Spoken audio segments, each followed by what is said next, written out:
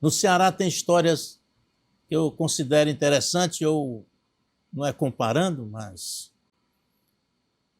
eu conheci alguns personagens da história do Ceará na economia. O senhor Ivens Dias Branco herdou uma padaria do pai e transformou numa das maiores indústrias do Brasil. Eu conheci de perto. O senhor J. Macedo não tinha nada. Numa roda de conversa, decidiu colocar uma venda de massas. Se tornou esse poder hoje no país na área de alimentos. Eu conheci o seu Zé Carneiro da Silveira, que era um dos sócios na Praça do Ferreiro, num lugar chamado Abrigo. E ele, de certa forma, aprendeu um pouco e se tornou o homem mais rico dos anos 70 no Ceará. Eu tinha pouco mais de 7 anos de idade, mas meu pai era amigo dele. O Zé Carneiro construiu a Galeria Pedro Jorge, ficou dono do entorno da Catedral, governador Sampaio, tudo. E tinha 2 indústrias de tecido, a Ernesto Odéio Cleciano. E ele, mesmo com o fim do algodão, nos anos 90, ele continuou bilionário, e hoje os filhos, os netos, os genros, todos estourando ainda dinheiro. A vida é crescer, desenvolver. A vida tem sua importância, porque nós não estamos aqui apenas para existir. Eu falei essas coisas porque na área da comunicação nós temos um exemplo, que é o Roberto Marinho, que começou a explorar com 60 anos de idade o potencial da comunicação. Eu recebo hoje aqui um jornalista brilhante, eu faço questão de exaltar, porque estudou para ser merecedor. Não é fácil, na nossa época, por exemplo, eu sou um pouco mais velho, passar no concurso ou no vestibular da UFC.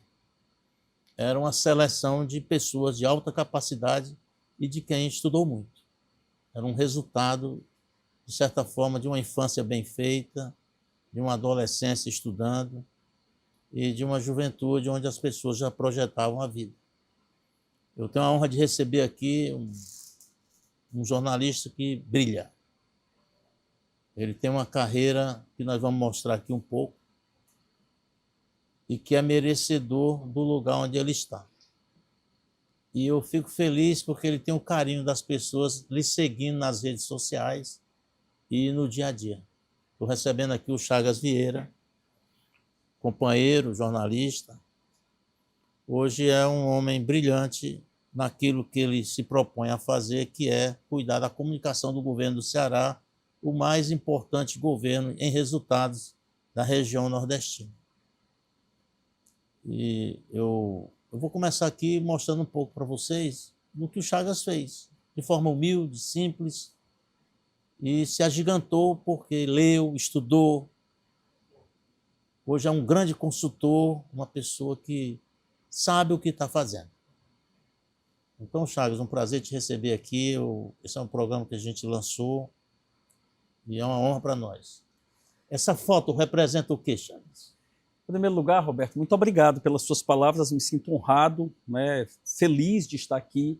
Já estive uma vez, estou voltando aqui para essa casa e que cresce a cada dia, e com tantos talentos que você tem dado a oportunidade aqui, cheguei, estava a sua redação cheia aqui, que bom que você seja esse cara... E são 3 expedientes, olha aí. Pois é, esse cara visionário, não é que num período de tantas adversidades, mas é visionário, arrojado, investe na comunicação e no jornalismo sério. Muito obrigado, sinto-me também honrado e pelas suas palavras, não me sinto merecedor de palavras vindas de você dessa forma, mas fico agradecido e feliz. Essa foto aqui, eu tinha 16 anos de idade na Rádio Cultura de Paracuru, fazendo programa que eu fazia lá na rádio de Paracuru. E todo arrumadinho já, né? Todo arrumadinho. Esse aí, ó, rapaz, só tinha...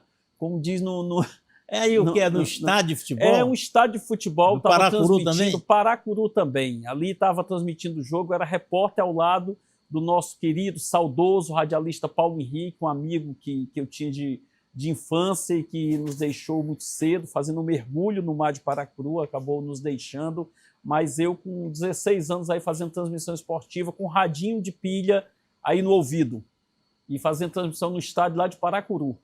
Aí vem aí... Aí no mesmo período, eu estou aí com 15, 16 anos de idade, também tem um troféu aí embaixo, era também numa partida de futebol. Do lado aí está Helder Gugel, o grande Helder Gugel, que hoje é dono da Mar Azul de Paracuru, coronel da Polícia Militar e um apaixonado por rádio, não é? Que ele passou a morar... Eu conheço o Helder bem. Um grande cara, ele era um apaixonado, é um apaixonado pelo rádio e fundou uma rádio lá em Paracuru, e lá em Paracuru está morando. Temos aí o... E aí na máquina de escrever, lá já na Jangadeira, essas imagens aí... Aí onde você começa a sua carreira na televisão, né? Isso, aí bem magrinho aí, fazendo reportagem. Em 1991 foi quando eu cheguei na TV Jangadeira, eu estava no 3º semestre de comunicação e fui lá para estagiar. No segundo dia que eu estava, já me colocaram o microfone na mão, uma câmera, comecei a fazer reportagens e fiquei na Jangadeira. Eu entrei como estagiário, no 3º semestre saí como superintendente. Fiquei quase 20 anos na Jangadeiro, fui repórter, apresentador, produtor, diretor de programa, diretor de núcleo, diretor de jornalismo, diretor executivo, fui o diretor-geral da Jangadeiro, uma TV e 5 rádios, e depois de 20 anos... Aí as imagens que nós vimos foi você no sequestro do Aloysio, né? Isso, agora há pouco tinha um carro forte ali. Essa imagem aí. Eu acho que esse carro forte é que levaram à época lá no IPPS, antigo IPPS, lá em Itaitinga, estava Dom Aloysio sequestrado lá e levaram esses carros que eles exigiram, os sequestradores, armas e carros fortes. E foi nesse carro aí que eles saíram levando o Aloysio e abandonaram no meio do caminho, a caminho da Serra Azul, em Ibicuitinga, no Sertão Central. Passei 3 dias no meio da mata, acompanhando acompanhando a cobertura da polícia. Aí já é na redação da Jangadeiro ali, aquela foto. Isso. E aí eu fiz muita reportagem ao longo de toda a minha vida, não é? Como eu te disse, fui repórter, fui apresentador, por muito tempo, passei muito tempo no Barra Pesada, foi o programa onde eu mais aparecia realmente, porque é um programa que tinha uma audiência muito grande. Eu tenho muito orgulho, muita alegria da minha trajetória. Alguns imbecis dizem assim, o Chagas era um repórter policial, hoje é chefe da Casa Civil. Ninguém pode evoluir na vida? Não, e outra coisa, rapaz, olha, tudo isso é um processo de... Eu me sinto honrado, eu sempre até brinco assim, Roberto, eu digo assim, rapaz, os caras ficam me criticando porque eu fui repórter de um programa policial. Eu fui com muito orgulho, aprendi muito, foi muito importante para a minha vida. O que nunca vão dizer que eu foi líder de motim. Isso eu nunca fui líder de motim. Esses que me acusam são esses que estão aí. Nunca tive envolvido em escândalo, tá entendendo? Por mais que queiram o tempo todo tentando, fake news para cá, fake news para lá, tentando destruir sua vida, mas eu estou muito tranquilo e cada vez mais firme nesse propósito de servir ao meu Estado. Eu quero dar um depoimento aqui. Roberto. O Chagas foi repórter e deixou o Grupo Jangadeiro como superintendente. Isso. Não para outra profissão. Ele foi para ser o diretor do SBT Brasil, aqui no Nordeste, e também, em alguns momentos, dirigia nacionalmente. Isso foi uma grande honra para a comunicação do Ceará. As pessoas não sabem disso e precisam saber, porque é necessário que você saiba por que a pessoa está naquele lugar, que é o de hoje, de secretário da Casa Civil. Eu cheguei, Roberto, a morar 3 anos lá em Salvador, na Bahia, né? À época também eu fui superintendente do sistema do Grupo Aratu, que era o SBT da Bahia, e também prestei consultoria para o Sistema Jornal do Comércio de Pernambuco, né, que eu tive a honra também de prestar consultoria, e voltei já em 2013, 2014, é quando eu fui convidado para fazer a campanha do então candidato a governador Camilo Santana. E desde então, estou há cerca de 11, 12 anos já fazendo parte desse projeto, que é um projeto que eu verdadeiramente acredito. E a competência do Chagas tem uma coisa relevante. Ele é o único cearense a ser 3 vezes chefe da Casa Civil de um governo aqui no estado do Ceará. De 3 governadores diferentes. Coisa que não aconteceu no Brasil ainda, né? De 3 governadores diferentes, né? Tive a honra de ser secretário da Casa Civil do então governador Camilo Santana, depois fiquei honrado em ser convidado pela primeira mulher governadora da história do Ceará, professora Isolda Sela, que assumiu o governo, me convidou para ser chefe da Casa Civil dela, e na sequência o governador Elmano. Num primeiro momento eu decidi outro rumo na minha vida, mas em 2024, novamente convidado pelo governador Elmano, eu retornei para a função para dar minha contribuição. Ô Chagas, eu me lembro, uma certa vez, a gente conversava na rua, né? A gente se encontrava na rua, eu já estava também passando para ficar nas redações, e do desafio que é essa vida contemporânea do jornalista no meio da rua, atrás de notícia. E você sempre dizia: Roberto, eu quero ser repórter. Mas aí o mundo vai fazendo a gente mudar de direção. Como foi essa passagem sua da rua para o êxito no gerenciamento? Eu confesso, Roberto, assim, que a minha grande paixão é a comunicação. Eu amo a comunicação e amo o rádio. Não é? Fui muito tempo, comecei no rádio com 15 anos, passei a maior parte da minha vida em televisão, no rádio também em Fortaleza. Pouca gente sabe, eu fui repórter esportivo e de campo também aqui em Fortaleza, fui de programa de esporte em televisão também aqui em Fortaleza, até ingressar no Barra Pesada. Mas quando eu voltei da Bahia em 2000 aliás, antes até de eu ir para a Bahia, eu já tinha saído mesmo da redação. Quando eu assumi a direção geral da TV Jangadeiro, né, eu fui diretor executivo para assumir o comando de uma TV e 5 rádios, um portal. Lá eu já passei a ser um executivo de comunicação, já cuidava das finanças, já cuidava da parte comercial, do marketing, da técnica, do jornalismo, de todas as áreas. Na Bahia, da mesma forma, depois prestando consultoria. Então, quando eu voltei, fui convidado para fazer a campanha política, eu nunca tinha feito Estado no setor público, eu sempre fiquei no setor privado, a minha vida inteira. Aceitei o desafio e, no momento, fui convidado para fazer a campanha, a coordenação de comunicação do então candidato Camilo Santana, em seguida para chefiar a comunicação do governo e, logo na sequência, por participar de todos os gerenciamentos de crise, da minha contribuição junto ao governador Camilo. Ele me convidou em 2020, quando estava na segunda onda da pandemia, um dos momentos mais desafiadores da humanidade, me convidou para chefiar a Casa Civil. E desde então eu ocupo essa função. Ô Chagas, eu queria que você relembrasse um pouco para a gente poder ter uma ideia da temporada do governo Camilo na Covid. A gente notava que era uma tensão profunda e o governador tenso, preocupado, as coisas parece que não aconteciam como desejava, nem aqui, nem em qualquer cidade ou qualquer lugar do mundo. Eu vi que o governador Camilo, quando ele viu o mundo inteiro parado, ele falou que, olha, essa imagem é triste, mas aqui no Ceará nós estamos trabalhando, atuando, e vocês compraram o Hospital Leonardo da Vinci. Aquele momento foi decisivo para vocês combaterem de frente à pandemia? Sem dúvida, Roberto, foi o momento mais desafiador que eu tive na minha vida. Muitos dias a gente não dormia. Eu não dormia, o governador não dormia, todos os profissionais de saúde envolvidos naquele momento, de segurança envolvidos naquele momento, não dormiam. O então secretário, doutor Cabeto, teve um papel muito importante na pandemia, não dormia, era 24 horas ligado para tentar realmente a gente enfrentar aquela situação. E assim, porque era uma coisa que muita coisa dependia da gente, mas muita coisa a gente dependia, a vacina que tinha que chegar de fora e tantas outras ações, apoios que a gente necessitava, de oxigênio para estar equipando os hospitais, para estar dando suporte aos hospitais em todos os municípios. E ali, diante de um governo negacionista, um governo federal negacionista.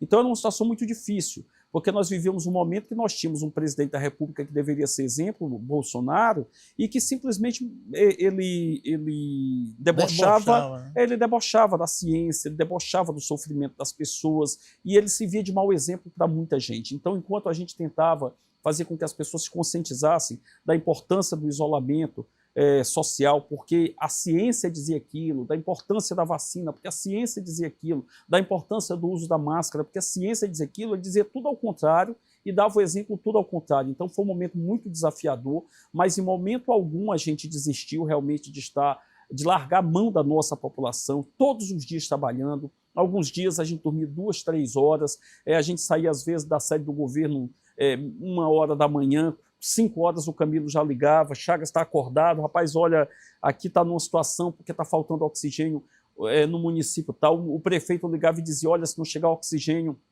até meio-dia vão morrer 15, vão morrer 20, olha, se não tiver o suporte aqui da vacina, essa região aqui está crescendo o número de casos, aqui não estão obedecendo o isolamento. Então, assim, era uma situação realmente muito tensa. Ô, Chagas, você pode falar hoje até pelo Brasil, né, em termos de casa civil, de secretário. Como é o desafio nesse mundo contemporâneo de hoje para os governantes na leitura sua? Especificamente em quê? No ponto de vista de um governador lutar, batalhar, não ter tempo e hora para nada, e existe essa onda da fake news, da mentira. Sim. Olha, eu sou um entusiasta de tudo que é inovação tecnológica, né? Eu acho que tudo que vem para realmente para melhorar a vida das pessoas, a gente tem que ser um entusiasta.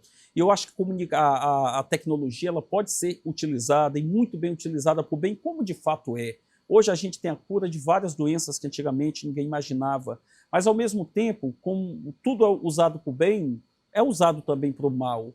E esse avanço que nós tivemos da comunicação, onde muitas vezes eu estou falando aqui com uma pessoa, agora há pouco eu estava falando com a prefeita de Aracati, que está em Dubai, e que está lá no meio daquele conflito lá, apreensiva, tentando voltar para o Ceará. A gente tem tentado dar um suporte, uma ajuda para o retorno dela. E ela, a prefeita Roberta, eu estava falando com ela lá em Dubai. Então a tecnologia é muito positiva nesse sentido, tranquilizando, que a gente estava trabalhando para tentar ajudar. Ao mesmo tempo, muitas pessoas usam isso para fazer o mal. E assim, a forma como muita gente usa as redes sociais para poder distorcer a verdade, para poder criar falsas narrativas, é algo criminoso. E mais criminoso ainda é quando você vê nos momentos mais desafiadores, como no momento da pandemia, o tanto de fake news que rolava. Olha, você dá vacina para o teu filho vai morrer. Olha, se você fizer isso aqui é um pacto com o demônio. Olha, se você fizer isso... Então, assim, numa época por exemplo, ataque de facções, de motim de polícia, as pessoas ficam mentindo. Olha, nesse momento agora vão jogar uma bomba debaixo da tua porta. Então, assim... Infelizmente, onde tem um ser humano, tem também a maldade. Muita gente se utiliza de forma maldosa das redes sociais para disseminar inverdades, para poder deturpar os fatos, para poder atacar as pessoas. Eu sofro ataque todos os dias, você também, como jornalista, deve sofrer ataque todos os dias quando você tem algum posicionamento mais forte. Porque eles fazem isso para intimidar e para você simplesmente... Ora, dizem até que eu recebo dinheiro de governo, de prefeito, de não sei o quê, porque eu falo uma verdade. Eu não concordo, Chagas. Eu sou uma pessoa que vivo disso há mais de 40 anos. Se o estado do Ceará está bem digerido, bem administrado, boas entregas, e que tem um saldo de desenvolvimento enorme, o Ceará hoje tem praticamente 4, 5% de pessoas desempregadas, um número mínimo, um nível baixíssimo de analfabetos, porque a geração nossa que não estudou está aí no meio da rua analfabeta e ela aparece nas estatísticas. Pois é. É uma geração... Você tem que, de certa forma, dizer que está certo. E o que está errado, falar que está errado. Agora porque, as pessoas não aceitam. As pessoas que fazem isso, na verdade, eu diria que um grupo, não é? É um grupo que, na verdade, está aí só para se locupletar. É um grupo que está aí só para distorcer a verdade, porque torce que tudo dê contra. Então, que as coisas não aconteçam. Então, mas esse grupo, uma parte dele, participou desse projeto todinho e não pode falar nada. Não, né? Mas é porque a hipocrisia, rapaz. O que reina para essas pessoas é a hipocrisia. São pessoas que não têm nenhum compromisso com a verdade, não têm nenhum compromisso com a ética. Elas têm um compromisso único com seus projetos sociais. São pessoas que viveram boa parte da vida dentro desse projeto, que viviam batendo palma. No momento em que saíram do projeto, começam a atacar e começam a distorcer os fatos. Pra você ter uma ideia, a gente tem reduzido, quando a gente reduz o número de casos de violência, essas pessoas se irritam, elas não querem que dê certo. Elas mais enaltecem o papel de facções do que o papel da polícia. O policial que sai de casa, muitas vezes, não sabe se volta, deixa a esposa, deixa o marido, deixa os filhos, deixa a mãe, deixa o pai e sai para enfrentar o crime. Quando chega no fim do mês, que vê o trabalho do seu esforço recompensado, com a redução dos números de violência. Aí vem os imbecis e ficam dizendo, olha, isso só aconteceu porque houve um acordo de facções. E por que quando há redução da violência em São Paulo, que é do partido deles, eles não dizem que lá é acordo de facções? Por que diz que é método da polícia e do governador? Quando cai lá em Goiás, eles dizem, porque o governador Caiado é o melhor governador, a polícia é melhor. E por que quando cai aqui a polícia não tem mérito? Se o papel da polícia não é valorizado, por que a cada dia a gente está contratando mais policiais? Por que cria uma lei de recompensas para promover os policiais e dar uma gratificação aos policiais que mais reduzirem a violência? Então isso é um desrespeito com a polícia. Então eles vivem de distorcer a verdade. Eles ficam o tempo todo atacando, sem compromisso com a verdade. É por isso que a gente não pode sucumbir. Eles atacam, e a raiva que eles têm de mim muitas vezes, Roberto, que ficam me atacando, que ocupam o plenário da Assembleia e da Câmara para estar me atacando o tempo inteiro, atacando a minha família, nas redes sociais, eles fazem isso porque eu não me calo diante deles. Porque são picaretas e eu faço questão de desmenti-los. Porque eles vivem mentindo o tempo todo. E eu não vou deixar, porque eu acho que é papel nosso, de responsabilidade social, a gente não deixar que a mentira se sobreponha à verdade. Você tocou num assunto que hoje é a pauta número 1 do Brasil, puxada pelos chamados bolsonaristas, ou youtuber, ou influencers, né? A pauta deles é a questão da segurança, que é uma exploração e criar um ambiente de medo, de tensão da sociedade, tirar aquele conforto das pessoas de imaginar que podem sair de casa felizes e voltarem felizes. E é natural que as pessoas saem hoje, mas elas sempre têm isso em mente. Vocês acham que essa batalha está perdida da pauta da segurança, ou vocês acham que esses números que estão surgindo agora já vão mudar o cenário para essa campanha que vem aí? Perdida jamais, não é? O Estado jamais pode aceitar que o poder paralelo, ou que os criminosos, ou que a violência se sobreponha ao Estado de Direito. Quem tem que prevalecer é a polícia. Por mais que a gente saiba que o problema da segurança, que é um problema nacional, aliás, um problema no mundo. Você vê hoje uma cidade como Barcelona, por exemplo, na Espanha, no primeiro mundo, e lá o turista chega, você vai chegando, o pessoal está dizendo, rapaz, não ande aqui que você vai ser roubado em muitas ruas. Eu não tô falando a verdade, que é isso que acontece. Eu vou andando em São Paulo, que é o exemplo dos bolsonaristas do Tarcísio, e em vários locais o cara desbaixa o telefone porque vão quebrar o vidro e vão te roubar. Em São Paulo. Em vários locais do país você não consegue, a polícia não consegue entrar. Não tem no Ceará um lugar em que a polícia não consiga entrar. Eu não quero dizer que a criminalidade não exista, e existe em todos os lugares. As facções estão em vários lugares. Agora, a polícia e o governo do Estado têm trabalhado para enfrentar... Você acha que existe um exagero em tudo isso? Existe uma...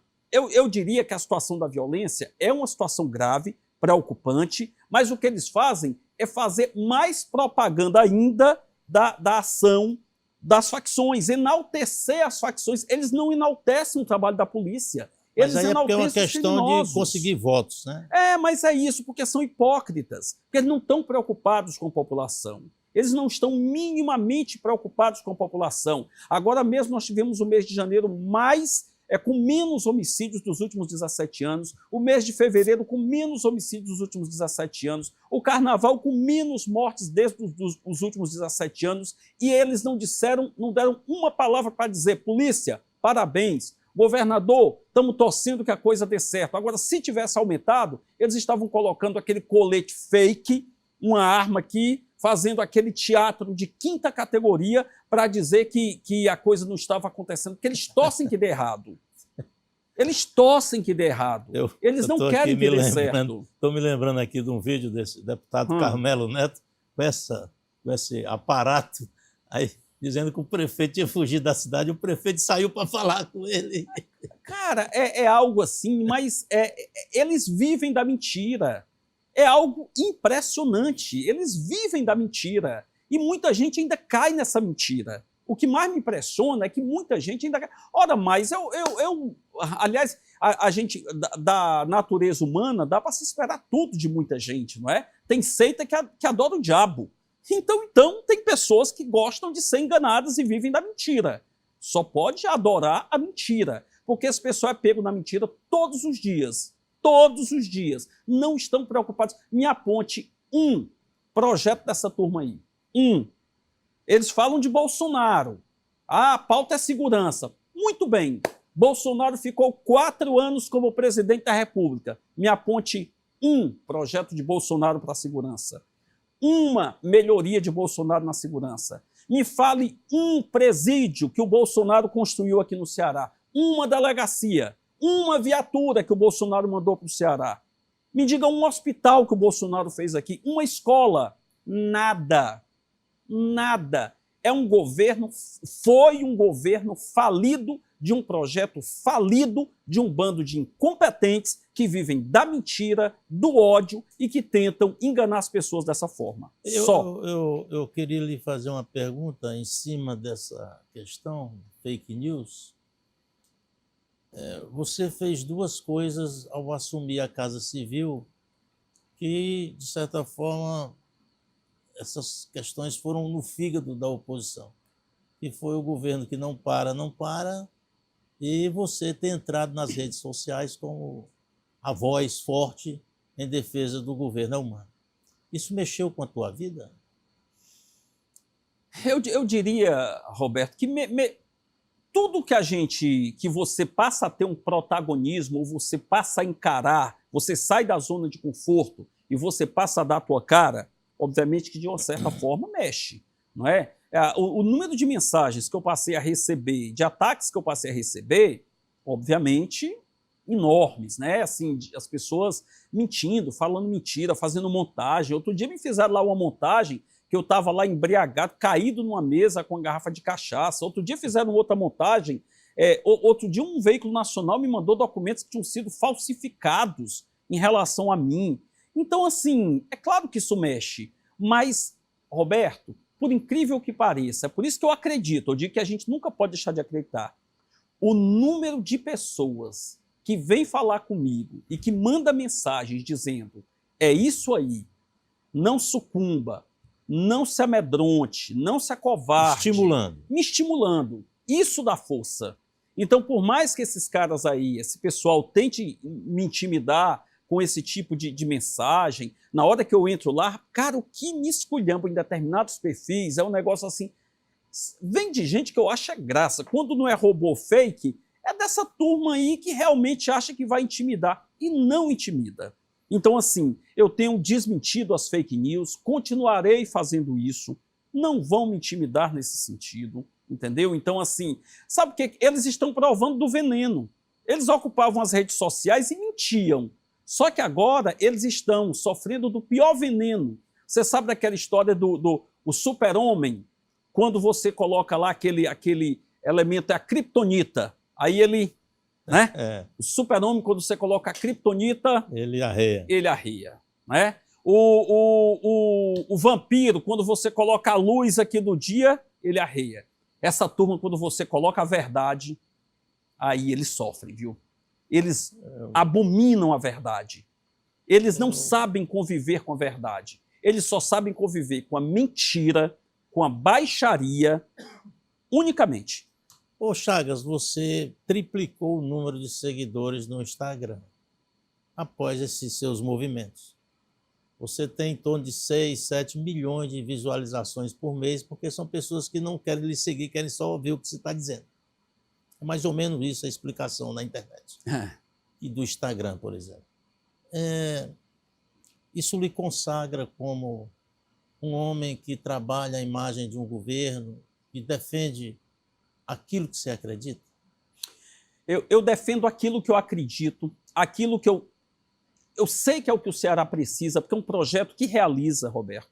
Eu não estou fazendo isso para ficar defendendo emprego. Não, até porque eu nem queria ter voltado para o governo. Eu lembro isso. Eu não queria ter, mas eu não queria ter voltado, não é, eu não estou falando com desdém, eu não estou falando me achando mais do que nada. Não, é porque era uma opção da minha vida, eu sempre compreendi ciclos, e eu imaginei que eu já tinha ficado 8 anos no governo e meu ciclo tinha acabado. Por isso eu não continuei com a Humano no começo e voltei depois por uma solicitação do governador Elmano para que eu voltasse para dar minha contribuição.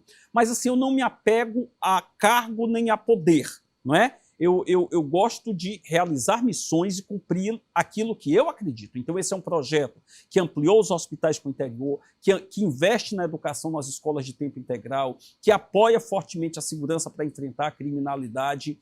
Agora, eu sentia que havia necessidade da gente realmente não aceitar que preponderasse a mentira desses caras, a mentira, as fake news estivessem preponderando e a gente não falasse nada. Então, assim, eu sou um cara que veio da comunicação. Foi aí que você decidiu entrar? Foi aí que eu decidi entrar. Quando eu estava no governo Camilo, mesmo sendo uma pessoa de comunicação, sempre fui uma pessoa de vídeo, eu ficava mais bastidores, porque já tinha muita gente que estava falando. E meio que assim, aquela oposição mais raivosa, mais odienta, ela estava mais... Quando ela veio para cima, teve um gap de posição, gap de posicionamento do governo, e eles vieram para cima e começaram a sufocar o governo e as pessoas com mentira, eu disse, eu tenho que ir para cima. E é isso que eu fiz. Eu não fiz para aparecer, eu não fiz com intenção de querer ser candidato, eu não fiz com intenção de querer... Eu já passei minha vida inteira aparecendo em televisão. Eu fiz parte de um programa que tinha maior audiência. E eu dei um tempo depois que eu disse, não, já fiz isso na minha vida. E que você ajudava a gerar essa audiência, né? Ajudava a gerar essa audiência, ajudava, fazia muito daquilo também, a gente fazia questões que ajudavam a população, a maioria era de prestação de serviço. Então, assim, não foi para aparecer, nem para querer ser candidato ou qualquer coisa, era com instinto de defesa. E é isso que eu faço hoje. Quando eu dou a cara, a tapa, para falar do governo que eu acredito, é para dizer para essas pessoas que a gente não pode aceitar que a mentira prevaleça sobre a verdade. Você falou em gap, falou em mídia, falou em preocupação com a imagem do governo.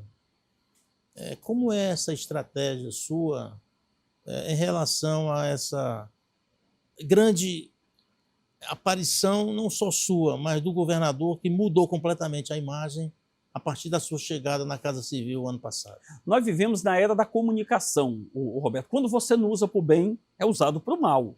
E eu quero usar para o bem.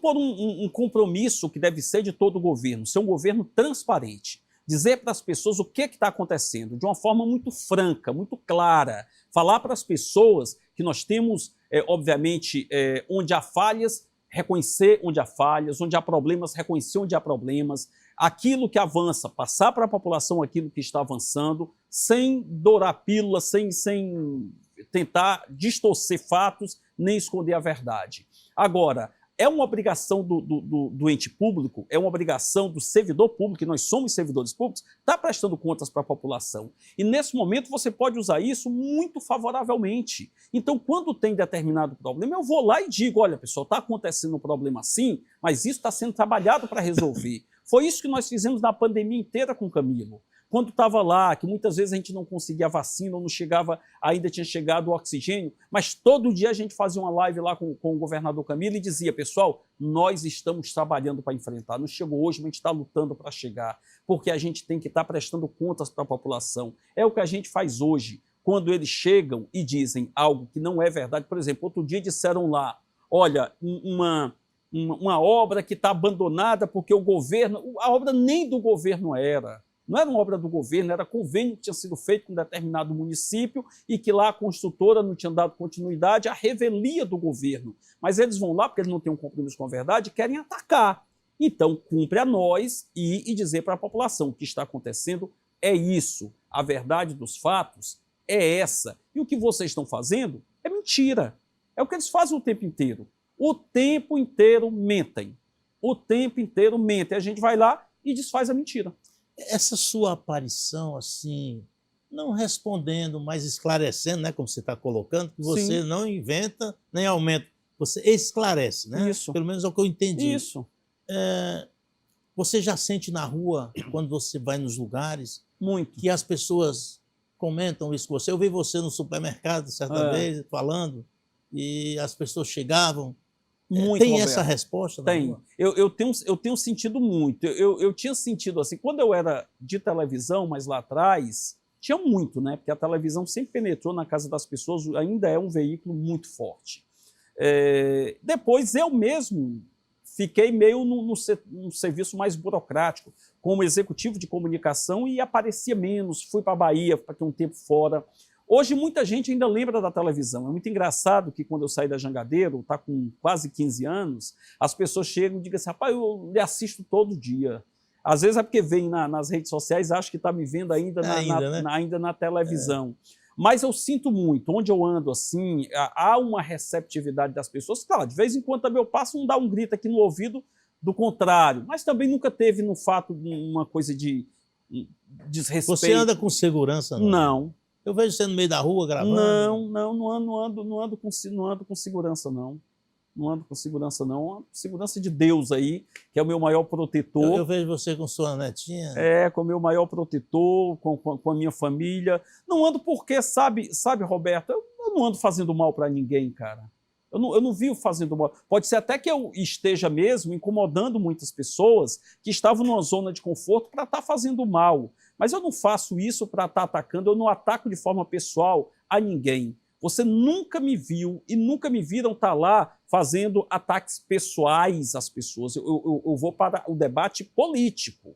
Eu vou para o debate político. Eu não vou para eu vi você se solidarizando com o sargento Reginaldo, que está com câncer, claro, e você... E mais uma vez eu me ofereceu o Estado, ofereceu apoio, a solidariedade. Eu soube que o estado de saúde dele piorou e desejo de coração, é do coração que ele se recupere. O debate político é o debate político, não tem nada a ver uma coisa com a outra, tá entendendo? Somos adversários políticos, nós não somos inimigos. Eu jamais, Roberto, jamais eu vou desejar o mal de alguém. Jamais eu vou desejar, como teve um pastor, esse Alcides aí, um deputado, que desejou a morte do presidente Lula. Que é isso, cara? Que é isso? Outro dia, para você ter uma ideia, eu conto essa história sem nenhum... É verdade isso aqui que eu estou contando. Eu fico, às vezes, compartilhando, algumas pessoas ficam me marcando, tudo me marcam e eu compartilho. Eu tinha compartilhado um episódio envolvendo o ex-prefeito Sarto, em que estava sendo acusado de dar um golpe do papel da casa em algumas pessoas. Você lembra dessa história? E aí o cara compartilhou o jornal e ele enganando a pessoa, ou segundo denúncias, enganando a pessoa com o papel da casa, e eu compartilhei nos stories lá, né? Quando foi um pouco mais tarde, o cara colocou assim, rapaz, secretário, morri de rir com a música que você colocou pro Sarto. Aí eu não coloquei nenhuma música pro Sarto. Não, você colocou, que eu vi lá no seu stories, eu fui olhar lá, eu não tinha visto que tinha um áudio na postagem de outra pessoa que eu tinha compartilhado. Aí dizia assim, canalha, você é um grande canalha, um grande... Eu imediatamente o apaguei, porque eu não vou ficar chamando ninguém de canalha, não vou. Eu chamo de mentiroso, porque também, meu amigo, vai mentir, mente, eu vou dizer que é mentiroso. Agora, ficar baixando o nível, assim... A gente derruba, cara, nos argumentos. Dá para derrubar nos argumentos. Tá entendendo, Roberto? Facilmente. Por exemplo, eu chegar e dizer hoje que o Ciro, por exemplo, né, que eu soube que ele não gosta desse apelido, de papo furado. Eu soube que ele não gosta de ser chamado de papo furado. Mas ninguém incorpora mais essa palavra de papo furado hoje do que o Ciro, né? Eu cito aqui 5 coisas rapidinhas aqui que demonstram isso aqui que estou falando. Vivia chamando o capitão Wagner de miliciano, líder de motim, e hoje presta continência para ele e diz que é meu senador. Tem mais papo furado do que isso? O cara vivia chamando os bolsonaristas de picaretas, ladrões, corruptos, Bolsonaro, os filhos da mulher, e hoje fica lá puxando o saco dos bolsonaristas atrás de apoio político. Dizia que o André Fernandes era uma farsa, e hoje está lá dizendo que é um jovem talento. Tem mais papo furado do que isso?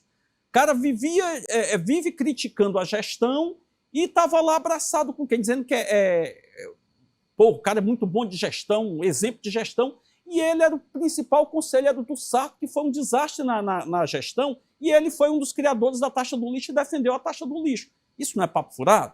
O cara que diz que é um exemplo de gestão, não completou um mandato, nenhum, tudo abandonou, tudo deixou pela metade, foi deputado federal, faltou metade das sessões, nunca apresentou um projeto. Isso não é papo furado? Vivia esculhambando, vivia elogiando o Camilo, melhor governador de todos os tempos, apoiou Elmano em Caucaia, dizendo que era um cara super experiente, hoje esculhamba os dois, porque não concordaram com ele de colocar Roberto Cláudio para substituir a Isolda como candidato. Então, eu não falei um palavrão, mas tudo isso é papo furado. Por isso que ele se incomoda quando eu chamei de papo furado. Ciro, papo furado. Eu não estou atacando, estou constatando. É essa a verdade. Você falou do Ciro, eu vivi, você acompanha a minha vida também, né? O Ciro, essa pessoa contraditória, que as pessoas, de certa forma, ficam sempre com um olhar de desconfiança pelo comportamento dele, de vai para um lado, para o outro. Como você falou aí nas suas palavras mais fortes, o Ciro foi um partícipe desse projeto que está aí em andamento, né? E como você relatou, ele saiu do projeto em 2022 porque ele queria impor uma questão que a maioria não aceitava. Dói para ele, você acha, ser esse opositor de papo furado, como você fala? Aí tem que perguntar a ele a dor dele, né? Eu só sei que dói no ouvido da gente ouvir determinadas coisas que ele conta. Porque, sinceramente, meu irmão, o fato de eu ser teu opositor não quer dizer que eu tenha que agora abdicar de tudo aquilo que eu falei. Eu vou para um debate político. Tá entendendo? Mas você, porque eu não estou mais contigo? Vai lá. Até hoje eu estou aqui com o Roberto, nós estamos conversando. Roberto, tu é um puta de um jornalista, você é isso, é isso, é isso. Aí, quando for amanhã, o Roberto diz assim, rapaz, olha, eu estou deixando aqui o jornalismo e agora eu vou lá trabalhar em outra coisa lá que eu acredito. A partir daí eu digo que tu é picareta, que você é isso, que é aquilo, que não presta. Isso não faz sentido, cara. Isso não faz sentido. As pessoas têm todo o direito de mudar de opinião. Tudo bem, você pode até mudar de opinião se você tiver argumentos plausíveis que justifiquem uma mudança de opinião. Mas faz o que eu quero, é amigo. Não faz o que eu quero, não presta. Está do meu lado, é bom. Não está do meu lado, não presta. Isso não existe. Isso não existe. Então, assim, eu até lamento, porque foi um político que eu, inclusive, aprendi ao longo do tempo. Assim, gostei, me dei bem, sempre tinha bons diálogos, mas me decepcionei profundamente, porque os fatos, o que ele propiciou, o que ele tem feito atualmente, você não vê um debate racional, você não vê um debate, sabe, político, normal, de ideias. É só ataque, é só palavrão, é só adjetivação, é só botando para baixo, é só baixaria. É isso, é a mãe disso, é não sei o quê, a mulher disso, é a mulher daquilo, é não sei o quê. É algo, ele se perdeu no próprio personagem. Eu lamento, mas cada um escolhe o caminho que quer, né? Você permite, assim, na sua leitura, que vai ser uma eleição difícil, uma campanha dura por conta das fake news, desse discurso aí que a sociedade, de certa forma, não compreende? Não tenha dúvida, não é? Eu ainda acho que será um... Cara, quando eu tenho visto, o Roberto, ultimamente, muitos casos de inteligência artificial, que inclusive já fizeram contra mim, agora que estão rolando, sinceramente é um paradoxo, mas nesse momento que estão fazendo isso, eu não estou achando tão ruim. Sabe por que eu não estou achando tão ruim, assim, de nesse momento está acontecendo essa inteligência artificial e você está vendo vários absurdos? Porque agora as pessoas já estão vendo o que a internet é capaz de fazer. Então, quando chegar na eleição, as pessoas vão pelo menos, puxa, será que isso é verdade ou isso é mentira? Pelo menos vai pairar a dúvida no ar, não é? Porque assim, eu não tenho dúvida que a baixaria ainda vai ser muito intensa nessas eleições, as fake news, a inteligência artificial, eu não tenho dúvida disso. Porque esses que vivem disso, que não têm argumentação política, que não têm entrega, que não têm o que falar de positivo de si, o que vai fazer? Mentir. E a arma de quem mente, as redes sociais podem ser uma grande aliada de quem mente, porque eles transformam a verdade, distorcem. Eles não têm compromisso com a ética. Jamais, Roberto. Isso eu digo aqui, eu quero que fique gravado e fique... Jamais eu iria me propor a colocar nas redes sociais uma informação mentirosa. Eu não faço isso. Pode ser que eu me equivoque em alguma informação que coloque aqui, ou acolá, e eu tenho todo o cuidado. Eu pesquiso, eu checo, recheco. Quando vou dar um dado de segurança, ligo para o comandante, ligo para o secretário, ligo para o delegado-geral, ligo para o comandante do bombeiro. Pai, você tem razão, tem certeza? Mas me mande o documento. Rapaz, mas é isso mesmo? Eu já peco pelo excesso. Eu não tenho perigo de eu colocar uma coisa nas redes sociais para mentir. eles já partem do pressuposto de que precisa mentir para engajar. Eles sabem que quando mente, engaja. Eles só não sabem que essa credibilidade deles vai indo por ralo. Como tem hoje o capitão Wagner, que foi um cara que tinha uma boa postura no seu começo, pelo menos, né, esboçava ter uma boa postura no seu começo de carreira política, depois de ter feito motim lá atrás, mas pareceu que faria algo nesse sentido, iria enveredar por um caminho, e se perdeu completamente também no personagem, e hoje vive também de baixaria e mentira nas redes sociais.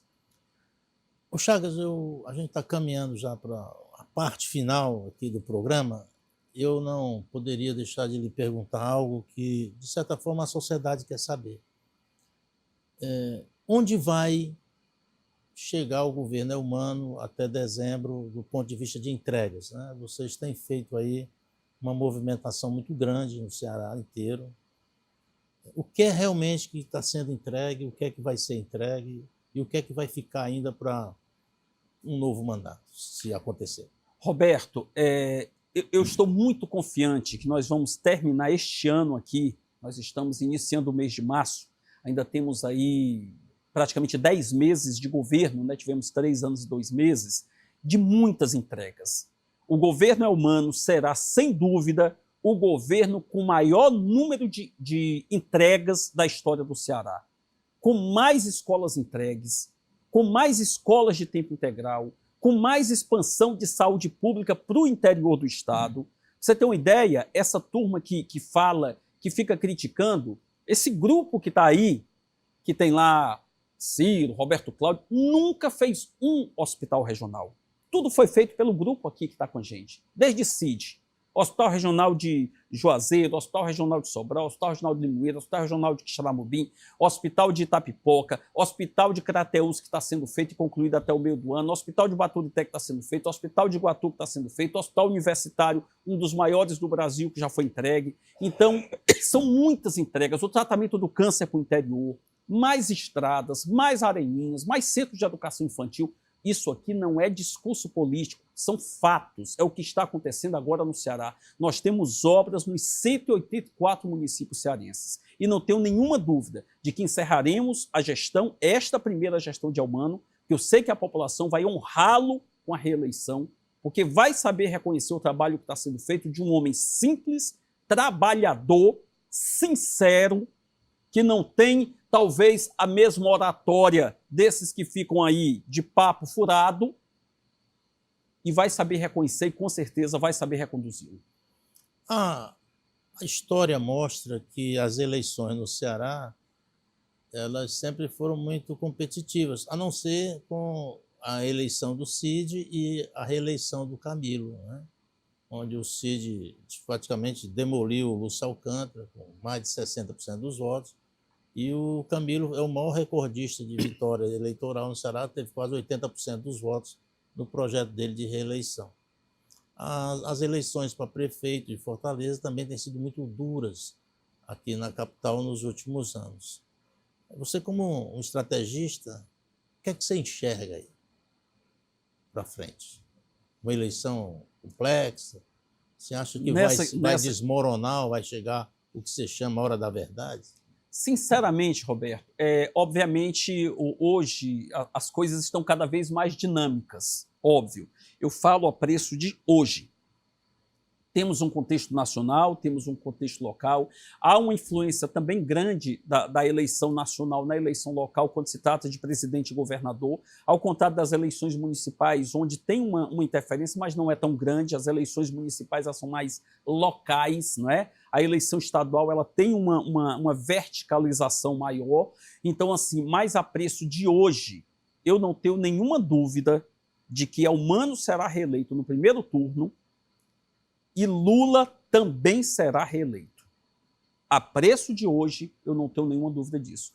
E ainda duvido, a preço de hoje, se Ciro Gomes será candidato. Porque se ele for candidato no cenário de hoje, com Girão, Elmano e Ciro, o Ciro termina em terceiro lugar.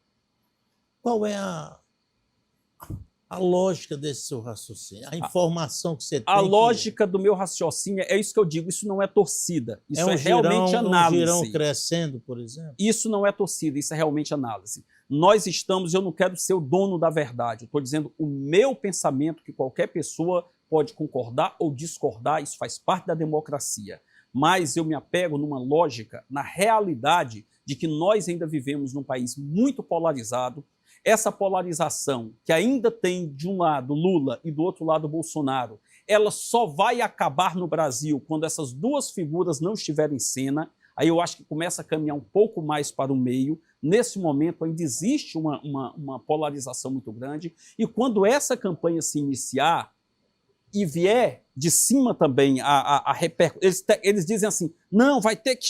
o debate é aqui. Como é que você vai desconectar uma eleição estadual de uma eleição nacional? Tudo depende do estado dos municípios, não tem como você desconectar. Na hora que isso acontecer, é inevitável que a candidatura de Flávio Bolsonaro ela tem o apoio, a força e o envolvimento dos bolsonaristas que não votarão em Ciro, não votarão, porque tudo isso que o Ciro tem falado ao longo desses meses e anos, esculhambando a família Bolsonaro, só um vídeo que eu postei dele falando do Flávio Bolsonaro teve 1.200.000 visualizações, um vídeo, organicamente.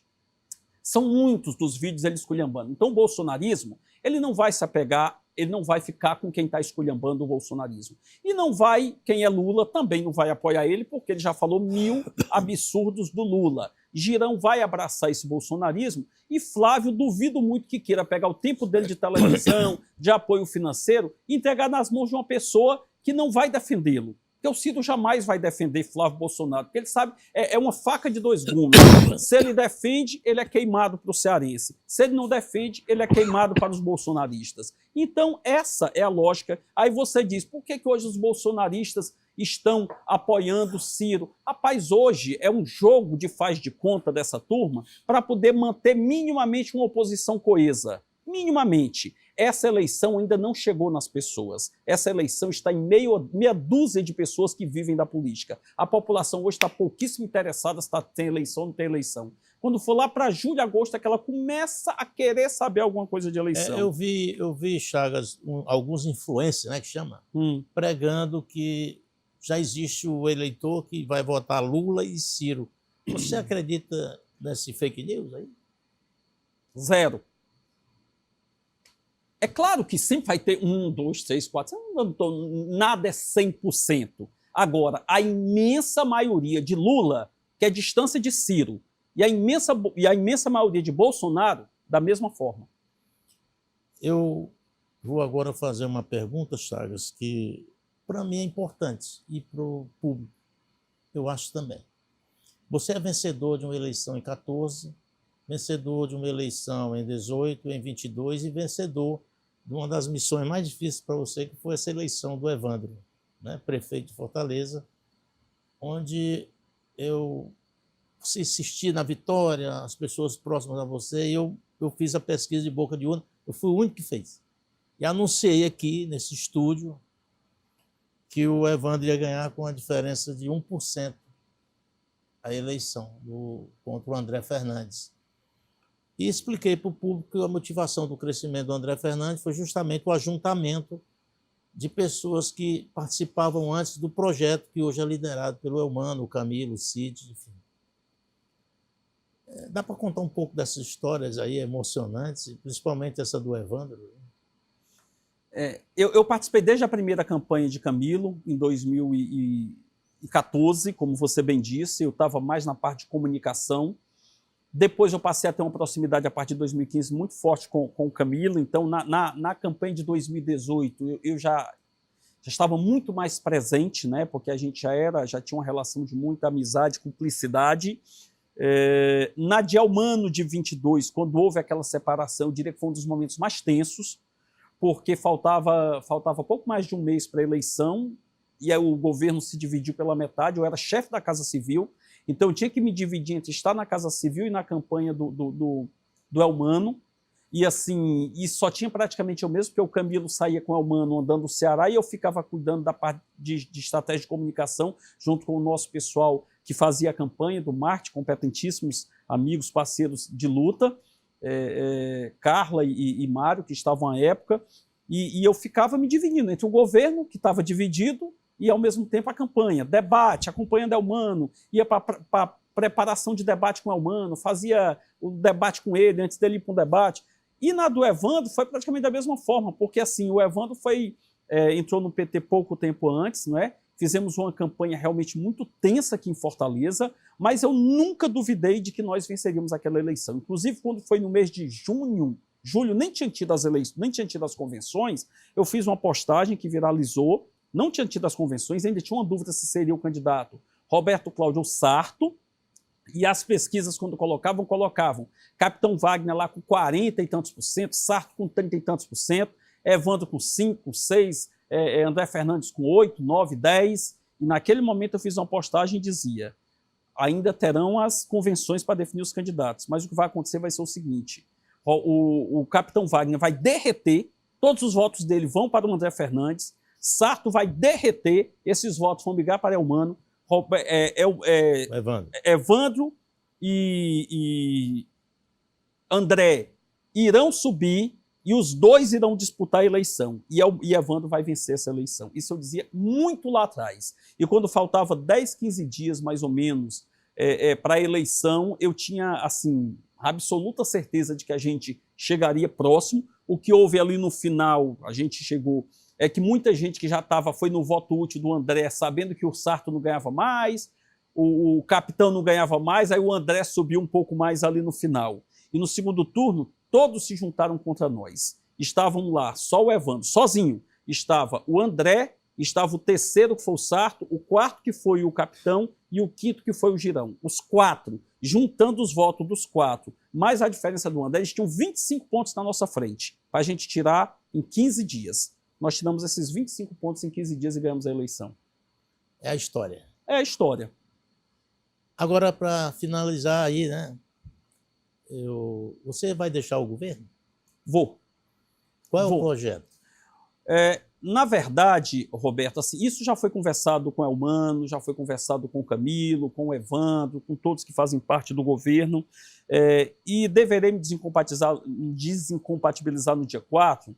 Você diz, com qual projeto? Você já sabe em que vai se candidatar aqui? Não sei ainda. Honestamente, eu digo isso na mais absoluta sinceridade. Não sei. Por que eu vou me desincompatibilizar, então? Porque, como há dúvida se eu serei ou não candidato mesmo, tanto por parte do projeto como de mim mesmo, eu acho que ainda tenho que amadurecer um pouco mais essa ideia. Se eu não me desincompatibilizar, automaticamente eu já não serei. Então, se eu me desincompatibilizar, eu terei o tempo hábil aí, a discussão suficiente para conversar com o grupo e a gente discutir se vai ser esse realmente o projeto, de seguir para uma eleição. Nunca me candidatei a nada até agora, estou absolutamente tranquilo, eu vejo muita gente ansiosa, todo mundo se lançando, todo mundo, eu sou candidato, eu sou candidato, eu sou candidato. Eu já digo para você, eu não sou candidato, ainda. Porque isso só vai ser definido mais lá para frente. E se mais lá para frente, Roberto, a decisão do grupo, e a minha decisão for de que vai para o projeto, é bom para o projeto, é bom porque realmente para o Ceará você ser candidato, para poder você contribuir de uma outra forma, ok. Se lá na frente a conclusão for diferente, Chagas, não é o melhor para o projeto, é melhor você não ir, zero problema, nenhum problema. Para fechar, você tem sobre a sua mesa fichas de filiação para escolher entre o PT, o União Brasil, o PP, o PSD, o PDT, enfim. Você tem alguma preferência? Ainda não tomamos nenhuma decisão nesse sentido, sabe, Roberto? Eu não tenho partido. Muito difícil para você. Por quê? Porque tem uma composição política também que será feita, não é? Obviamente é um partido da base aliada. Com certeza eu diria que eu jamais iria para o PL. PL jamais, né? Mas os partidos que fazem parte da base aliada, eu fico muito feliz de ter recebido convites Recebi de 7 partidos convite. Então, assim, e eu digo quais são para não dizer assim, o cara tá mentindo, fica com conversa. Não, porque se eu estiver mentindo, quem convidou vai dizer que não convidou. Então, recebi do PT, o próprio governador Elmano, Camilo, Conin, enfim, recebi do PDT, o André Figueiredo, do MDB, o Eunício também convidou, o PCdoB, o presidente também teve lá no Palácio conversando, do União Brasil, o próprio Moses convidou. Quais são os outros? Do PR, Chiquinho Feitosa também me convidou, e do PSB, o próprio senador Cid, a gente conversando um pouco mais lá atrás. Filhos também, né? Pois é, o Domingos a gente começou a conversar, não avançou em nada, mas o Domingos é um grande parceiro, Domingos Filho, Domingos Neto, a Gabriela, a Patrícia, são todos nossos parceiros, enfim. Mais um pouco à frente a gente vai ter, rapaz, está acabando o tempo mesmo, não é porque tá faltando menos de um mês para decidir isso. Mas a gente vai conversar os próximos dias. A última questãozinha rápida. O governador sinalizou que quer uma mulher na chapa. Esse ponto é verdadeiro? Isso não chegou a ser discutido assim, sabe, Roberto? Foi discutido. É normal, obviamente, pelos talentos que nós temos. Não é normal que se veja dentre os nomes, obviamente que há mulheres nos nomes, entre os nomes que possam vir a compor a chapa. Mas nós não chegamos a discutir efetivamente de que tem que ter em posição A, em posição B. Hoje nós temos, com muita alegria, a honra de ter a nossa querida Jade como vice-governadora e que tem cumprido um papel espetacular. Jade é uma pessoa, minha amiga, e uma pessoa maravilhosa que qualquer missão que ela tiver, eu não tenho certeza que ela vai dar um show em qualquer posição. Quer seja no Legislativo, quer seja no Executivo, Jade é pau para toda obra porque é inteligente e trabalha muito. A Jade pode ficar na chapa? Tudo pode acontecer, porque as decisões dessa chapa vão ocorrer mais lá para frente. É isso que eu estou te falando. Eu posso não ser candidato a nada, a Jade pode estar ou pode estar numa outra posição. Então, assim, não há a única definição. Olha, na mais absoluta sinceridade que eu estou dizendo agora, a única posição que está fechada da base do governo, da chapa governista, para 2026 é o Mano candidato à reeleição. É a única. Senador A, senador B, suplência A, suplência B, suplência C, vice-governadoria, nenhuma, nem minha, nem de ninguém. Isso ainda vai ser discutido mais para frente. Estamos encerrando. Tem algum esclarecimento, alguma coisa que você pretende? Um agradecimento a você pelo espaço concedido, parabenizar pelo seu trabalho, pelo crescimento que o Sistema Opinião tem tido, merecidamente. Já vejo muitas pessoas comentando, tendo repercussão. Você dá uma entrevista aqui, já tem uma repercussão. Parabenizar a sua jovem e eclética equipe, porque tem jovem, mas também tem o mais antigo, porque tem que estar bem mesclado, né? Que formam essa equipe, e parabenizar e desejar muito sucesso. Eu tenho certeza, Roberto, que vocês vão terminar aí essas eleições, continuar cumprindo esse papel aí com uma força ainda muito maior, porque estão comunicando com a verdade, com clareza, com força, e é isso que a população está precisando. Muito obrigado por você ter vindo aqui, foi uma honra para nós, receber também o Cafado, a Lígia, e dizer que a porta está aberta. Eu tenho convicção em tudo que eu faço. Eu não tenho medo de nada. Não tenho mais idade nem tempo para isso. Eu acredito muito no projeto de vocês. Obrigado. Eu acho que todos deveriam estar unidos em torno desse projeto. Não deveria ser, como diz o Cid, com o estômago. Né? Deveria ser um processo de conscientização de quem pode liderar processos. Eu acho que o Cid faz muito boa essa leitura, o Camilo também. E é um grande parceiro. O Cid é um grande parceiro, o Camilo um grande parceiro. Então, muito obrigado, Chagas. Obrigado. Saúde, e espero que você obtenha sucesso nas suas teses aí, nos seus processos. Amém. Obrigado a todos.